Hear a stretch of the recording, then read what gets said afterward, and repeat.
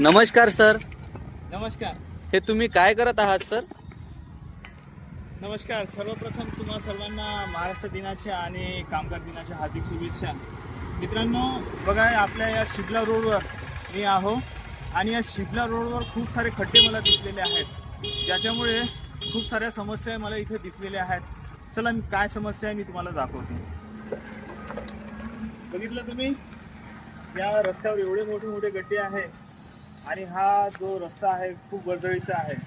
या ठिकाणी नेहमीच अपघात होताना आपण बघितलेले आहेत.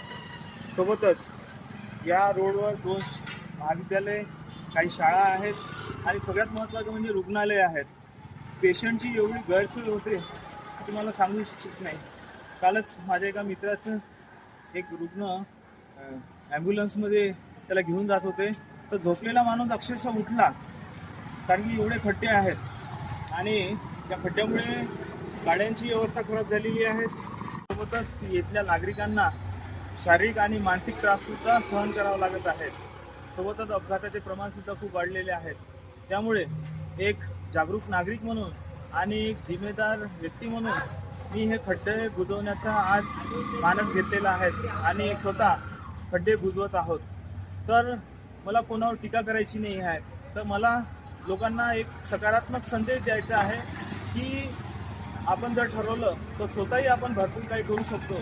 आणि सोबतच प्रशासनाला सुद्धा मला विनंती करायची आहे की त्यांनी या समस्येकडे लक्ष द्यावे आणि परमनंट हा जो रस्ता आहे तो दुरुस्त करावा.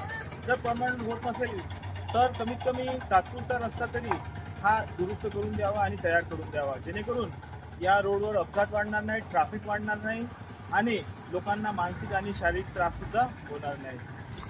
सर, मग तुम्ही जनतेला कोणता संदेश देत आहात?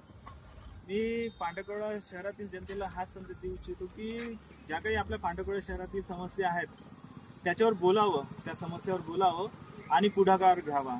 तेव्हाच काहीतरी बदल आपल्या शहरामध्ये होऊ शकतो.